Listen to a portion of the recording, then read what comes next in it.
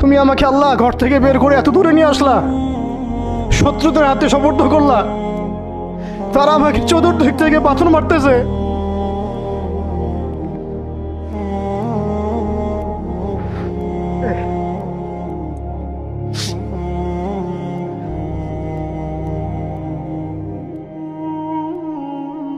আম্মি লা করিবিন মাল্লাকতাহু আমরি। পরে নবীজি বলছেন আম্মি লা করিব, নাকি আমাকে কাছের মানুষদের হাতে নিয়ে আসছো আল্লাহ? আল্লাহ তুমি কি আমাকে কাছের মানুষদের হাতে উঠাই দিছ?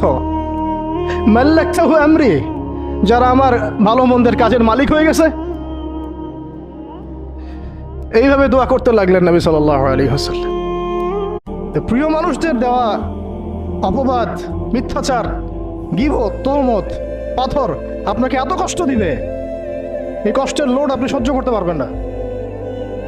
আর যদি আল্লাহ আপনাকে সহ্য করার ক্ষমতা দিয়ে দেন, ইনশাআল্লাহ আপনি এমন ব্যক্তি হবেন যে ব্যক্তির হাতে আল্লাহ রাব্বুল আলামিন ইসলামের ঝান্ডা উঠাই দেবেন ইনশাআল্লাহ। এবং ইনশাআল্লাহ যাকে আল্লাহ রাব্বুল আলামিন পুরো কওমের জন্য কবুল করবেন ইনশাআল্লাহ। এবং পুরো শক্তি আপনার সামনে একদিন না একদিন পরাজয় বরণ করবেই, সময়ের ব্যাপার। নিজের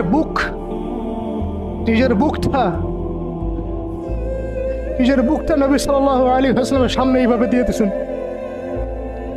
যে যতগুলো পাথর আসবে আমার গায়ে যেন লাগে, আমার নবীর গায়ে না লাগে।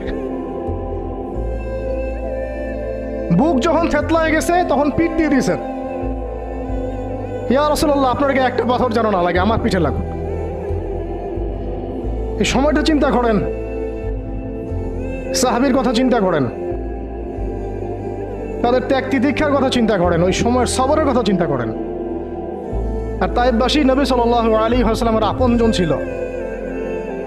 তায়েফের গোত্রে নবী সাল্লাল্লাহু আলাইহি ওয়াসাল্লামের দুধ পান করানো হয়েছিল, হালিমা সাঈদার গোত্র এটা।